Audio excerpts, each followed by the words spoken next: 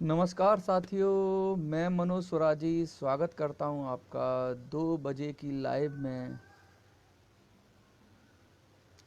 आज हम बात करेंगे मॉब लिंचिंग पर। एक बहुत ही दुर्दांत भीभत्स नृशंस घटना हुई है, जिसके अंदर कुछ बुजुर्ग साधुओं को और उनके ड्राइवर को पीट पीट कर लाठी डंडों से पुलिस की मौजूदगी में मार दिया गया। देश आक्रोशित है, लोगों में गुस्सा है। कुछ लोग सिलेक्टिवली मॉब लिंचिंग का विरोध करते हैं, वो गायब हैं। बहुत सारी चीज़ें हो रही हैं। तो आज इसी विषय पे लाइव करने का विचार आया था, जिसमें तरुण जैन के आग्रह और काफ़ी लोगों की से बात करने के बाद मैंने इस विषय पे लाइव होने का निश्चय किया है। सबसे पहले साथियों, मैं घटना के बारे में जितनी मुझे जानकारी अलग अलग स्रोतों से मिली है, मीडिया चैनल से मिली है, मैं आपको देना चाहता हूँ। ये घटना महाराष्ट्र के पालघर एरिया में हुई है। पालघर एरिया का एक थाना है, उसके अंतर्गत आने वाले गांव की घटना है। माफ़ करिएगा। तो घटना का जो पूरी मेरे को जो जानकारी है, महाराष्ट्र में पालघर में एक थाना है, उसके अंदर एक गांव की घटना है। 2 साधु किसी अखाड़े से संबंधित थे। वो अपने गुरु के अंतिम संस्कार के लिए उन्हें सूरत जाना था। उनके पास परमिशन थी। चूँकि लॉकडाउन था, इसलिए पुलिस ने उन्हें हाईवे से जाने से रोक दिया, ऐसा कि कई सूत्रों से खबर आई है। तो उनको मजबूरी बस या ग्रामीण इलाके से या ऐसे रास्ते से निकलना पड़ा जिसको लोग कम इस्तेमाल करते हैं। उन्होंने सोचा इस रास्ते से हम चले जाएंगे। तो अगर हाईवे खुला होता, लॉकडाउन नहीं होता, तो शायद वो हाईवे के रास्ते से जाते, जो ज़्यादा सेफ रहता। लेकिन परिस्थितियाँ ऐसी हुई, लॉकडाउन था और पुलिस के रोकने की वजह से, जैसा न्यूज़ में आ रहा है, तो उन्होंने वो रास्ता चूज़ किया। रात्रि का समय था, 8 बजे के करीब, 9 बजे की घटना है। और जहाँ थाना चौक क्षेत्र है, जो थाना है, उससे भी 40 किलोमीटर के दूर की घटना है। वहाँ पे कुछ लोगों ने उनको क्लेम करते हुए कि ये लोग चोर हैं या जो कुछ भी हैं, डाकू हैं, उनको बुरी तरह से मारा पीटा। उनको कि उन्होंने जान बचाने के लिए एक फॉरेस्ट कॉटेज में शरण ली। जो फॉरेस्ट ऑफिसर होता है, उसकी कॉटेज में शरण ली, जहाँ पे या उन्हें रखा गया। पुलिस को इन्फॉर्म किया गया, पुलिस वहाँ पहुँचती है, लेकिन भीड़ तब तक बुरी तरह से उनको मार चुकी थी, पीट चुकी थी। पुलिस ने वहाँ से निकालने की कोशिश की उनको, तो पुलिस की मौजूदगी में भीड़ ने फिर से उनको मारा, जैसा वीडियोस में दिखाई दे रहा है। और पुलिस वाले ने भी हाथ झटक दिया अपना, और भीड़ के हवाले हो गया है। वो जो साधु थे 70 साल के, 80 साल के, उनको पीट पीट के मार दिया। ये पूरी घटना है। क्योंकि 2 साधुओं की घटना है, इसलिए साधु समाज का क्रोधित होना या बहुत तेज़ी से आता है। क्योंकि जब कोई चीज़ किसी से को कनेक्ट करती है, तो बहुत तेज़ी से उसके प्रति वो आंदोलित होता है। ऐसा ही हो गया है हमारे अंदर, इंसान से इंसान कनेक्ट नहीं हो रहा है। अखलाक के लिए कुछ लोग कनेक्ट होंगे, साधुओं के लिए कुछ लोग कनेक्ट होंगे, किसी दूसरे के लिए कुछ लोग कनेक्ट होंगे, लेकिन एक हत्या के लिए, जो कि एक भीभत्स हत्या है, उसके लिए पूरा हिंदुस्तान, दूसरे लोग आ जाएंगे, इसे जस्टिफाई करने लग जाएंगे। कुछ लोग आ जाएंगे, उनको मैं घटिया लोग कहता हूँ, जो एक चश्मे से देखते हैं किसी भी घटना को। चाहे वो अखलाक की घटना थी, चाहे वो साधुओं की घटना थी, चाहे वो किसी भी कोई भी घटना थी, चाहे वो घटना आपकी एक उड़ीसा में मार दिया था किसी को, झारखंड में भी मार दिया था किसी को।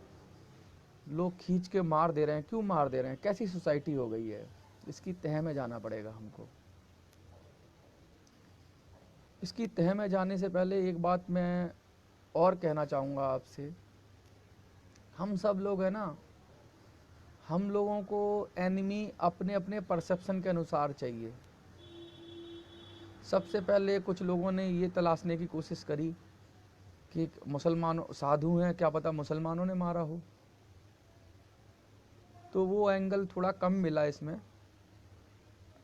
तो फिर दूसरा एंगल निकाला गया, वामपंथियों का एंगल, क्रिश्चियंस का एंगल, अब नक्सलियों का एंगल निकाला जा रहा है।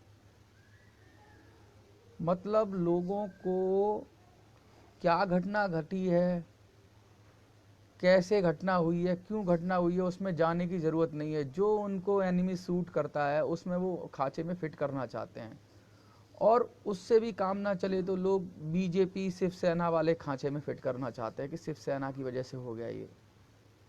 क्या रीजन है, क्या घटनाएं हैं, क्यों हो रही हैं, हमें इस पे बड़ी गहराई से देखना पड़ेगा। हमारी सोसाइटी कैसे बन रही है? हर आदमी गुस्से में है। क्यों है हम गुस्से में? कुछ हिंदुओं के प्रति गुस्सा है कुछ लोगों का, कुछ मुसलमानों के प्रति गुस्सा है, कुछ सिखों को गुस्सा है, कुछ नक्सलियों को गुस्सा है, कुछ कश्मीरियों को गुस्सा है, सब गुस्से में है। ये देश, कुछ दलितों को गुस्सा बहुत ज़्यादा है सवर्णों से, कुछ सवर्णों को गुस्सा बहुत ज़्यादा है दलितों से। हर आदमी गुस्से में है। कौन दिला रहा है ये गुस्सा? एक समाज को दूसरे समाज के प्रति कौन आक्रोशित कर रहा है? क्या पॉलिटिक्स आक्रोशित कर रही है? जो लोग दलितों की पॉलिटिक्स करते हैं, जो लोग सवर्णों की पॉलिटिक्स करते हैं, वो अपनी कम्युनिटी को कैसे जोड़ते हैं कि तुम्हारे ऊपर अत्याचार हो रहा है इसलिए। जो लोग मुसलमानों को करते हैं आकर्षित, वो कैसे करते हैं कि मुसलमानों पे अत्याचार हो रहा है इसलिए हमारे पीछे आ जाओ। जो लोग हिंदुओं को आकर्षित करते हैं या कर रहे हैं, वो किस लिए कर रहे हैं कि हिंदुओं पे बहुत अत्याचार हो रहा है, हमारे पीछे लामबंद हो जाओ। और ये जो तरीका है ये बहुत ही गलत तरीका है। इंस्टेंट जस्टिस का तरीका चल गया है कि हम तुरंत न्याय दे दें, क्योंकि न्याय पे, पुलिस पे, कानून पे से विश्वास उठ गया है, पर से विश्वास उठ गया है लोगों का। अब लॉकडाउन था, गांव के लोग डिफेंस कर रहे हैं अपना।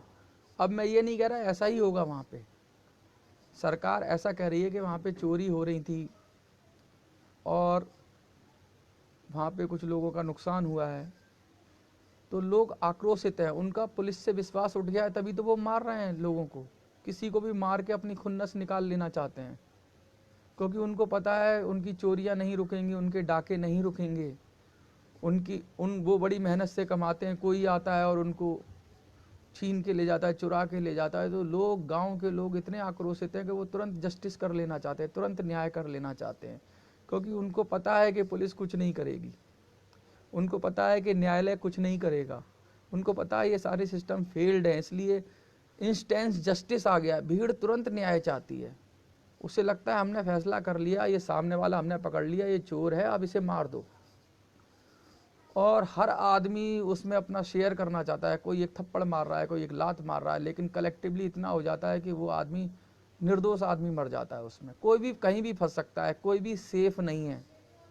कभी भी भीड़, हम आरे अंदर, सबके अंदर एक टाइम बम डाल दिया है अलग अलग आइडियोलॉजी का। वो टाइम बम सबके अंदर है, दिमाग के अंदर। उस टाइम बम को बस सक्रिय करना है। चोर आया, चोर आया, चोर आया, बस ये टाइम बम है। एक टाइम बम है गांव के अंदर कि चोर आया, डाकू आया, तो गांव वालों को बस ये समझ में आ रहा है कि बस चोर आया है, डाकू आया है, क्या करना है कि अब अपनी रक्षा करनी है, उसको मार दो। क्यों आया, नहीं आया, क्योंकि नेगेटिव्स को हम मान लेते हैं। हम किसी के बारे में कोई गलत कहता है तो हम तुरंत मान लेते हैं, हमारी बुद्धि ऐसी हो गई है। कोई किसी को गाली दे, हाँ वो वैसा ही होगा, ऐसा हमारी सोच बन गई है और बनती जा रही है। और इसमें राजनीति बहुत बड़े स्तर पे काम कर रही है। जैसे इंस्टेंट जस्टिस की मैं बात करूंगा आपको, तो जैसे वहाँ पे हुआ था, अभी एक लड़की मरी थी, प्रियंका रेड्डी, तो तेलंगाना में हुआ था। तेलंगाना ही था वो, उसके अंदर पुलिस ने उसको तुरंत ही एनकाउंटर कर दिया उन लोगों का, क्योंकि लोगों को पता है कि 50 साल 20 साल 30 साल कोर्ट में केस चलते रहेंगे, गरीब आदमी को न्याय नहीं मिलेगा, तो बदला अब न्याय, गीता में श्री कृष्ण ने कहा था कि हमेशा जस्टिस चाहिए, न्याय चाहिए। न्याय ठंडे दिमाग से होता है। अगर आपका दिमाग गर्म है, गुस्से में है, तो न्याय नहीं होगा, बदला होगा। और बदले में कभी भी सही नहीं होता। बदले में आप किसी के बदले किसी को दंड दे देते हैं। जैसे काम किया गधे ने, दंड मिला घोड़े को, या काम किया घोड़े ने, दंड मिला गधे को। तो सिर्फ हम लोग बदले पे फोकस कर रही है सारी सोसाइटी। बदला ले लो, किससे बदला ले लो, पता नहीं किससे बदला ले रहे हैं और मार रहे हैं। कितना भीभत्स था। 70 साल के बुजुर्गों पे दया नहीं आई उन लोगों को। क्यों नहीं आई? क्योंकि हर आदमी के अंदर एक राक्षस है, हर आदमी के अंदर एक राक्षस है। उस शैतान को जगा रही है हमारी पॉलिटिक्स।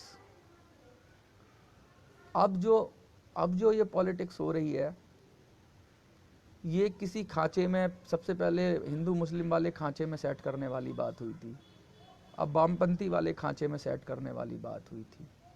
कोई इस गहराई में जाएगा कि उन गांव वाले इतने उग्र क्यों हो गए, इतने गुस्से में क्यों हैं, किस वजह से उनको इतना गुस्सा आ रहा है? उस गहराई में कोई जाना नहीं चाहता है। सिर्फ अपने अपने परसेप्शन को पकड़ के गाली देना, ये करना, वो करना और घर बैठ जाना। अगर इस चीज का न्याय नहीं होता है तो ये घटनाएं चलती रहेंगी। कल को किसी हिंदू के साथ होगी, कल को किसी साधु के साथ होगी, किसी लड़की के साथ होगी, किसी अलग अलग कम्युनिटी में अलग अलग से होगी। दूसरी कम्युनिटी को दोष देते रहेंगे और असली मुजरिम बचे रहेंगे। गरीब होगी तो अमीरों को दोष दे देंगे, अमीर होगी तो गरीबों को दोष दे देंगे। असली कल्प्रिट जो है वो बचा रहेगा। हम किसी और को ब्लेम करके हाथ झाड़ते रहेंगे अपना। अब हम उद्धव, पुलिस की सोच देखिए, जब लोग मार रहे हैं तो पुलिस कितनी अनप्रोफेशनल है। पुलिस का कोई क्या जिम्मेवारी है पुलिस की? और गांव वालों को डर नहीं है, कानून का भी डर नहीं है। उनको पता है कुछ नहीं होगा। भीड़ के लिए कोई कानून ही नहीं है। बनाए हैं बहुत सारे कानून। अब यहां से संतों ने बीड़ा उठाया है कि जाके उस पूरे गांव का वध कर दो। बदला, हर किसी को बदला चाहिए। किसी ने कहा था कि बदले में एक आंख के बदले आंख और हाथ के बदले हाथ अगर कानून हो तो पूरी दुनिया अंधी हो जाए। लेकिन हत्या तो भीभत्स है।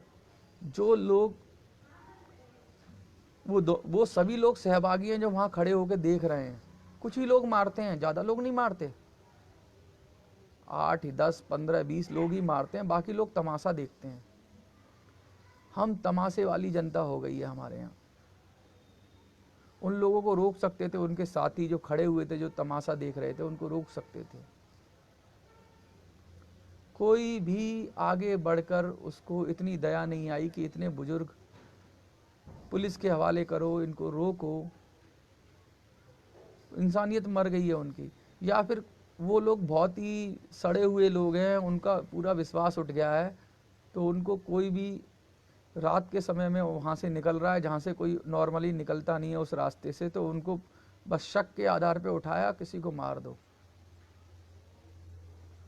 और विजय कुमार झा कह रहे हैं कि सोची समझी साजिश के तहत ये किया गया है। सोची समझी साजिश के तहत होता है ना विजय भाई, तो 2-3 लोग इन्वॉल्व होते हैं उसमें, हजारों लोग, सैकड़ों लोग इन्वॉल्व नहीं होते।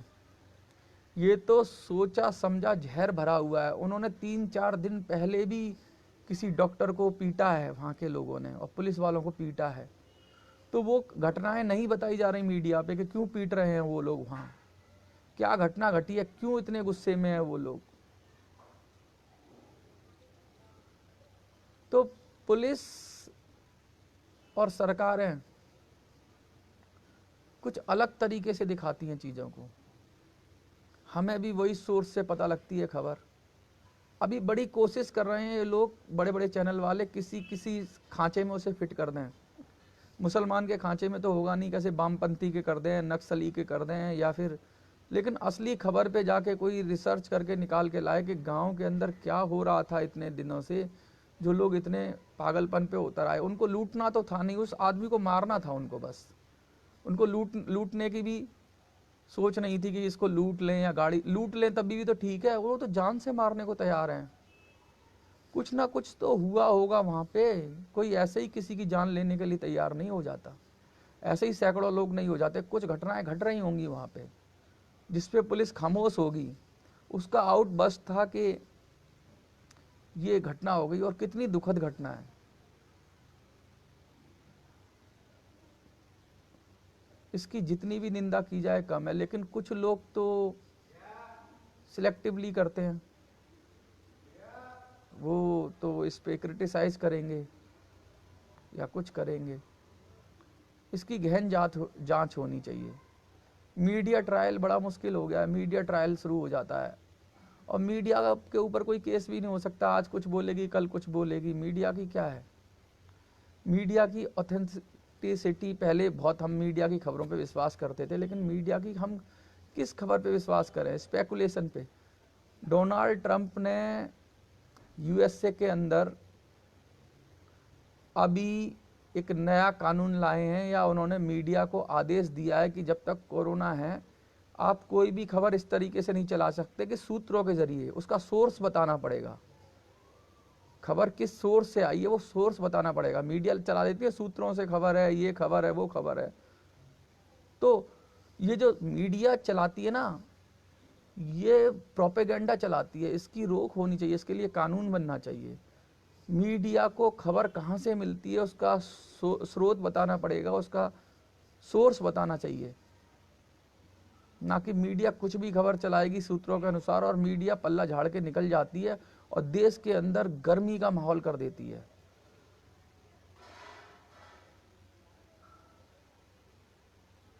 बहुत ज़्यादा देश के अंदर गुस्सा है। एक तो साधु हैं, सम्मान के योग्य होते हैं, समाज के अंदर उनका मान सम्मान होता है। बुजुर्ग हैं बहुत, और पुलिस की कस्टडी में मारे गए हैं। तो इसके ऊपर आप लोगों को ध्यान देना चाहिए,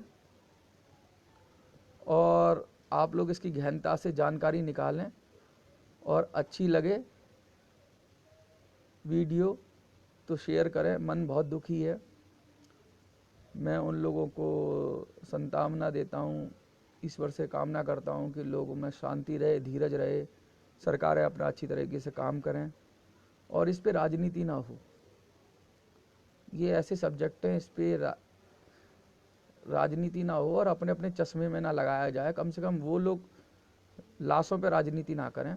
बस मेरी यही सबसे उम्मीद है, गुजारिश है। धन्यवाद। जय हिंद।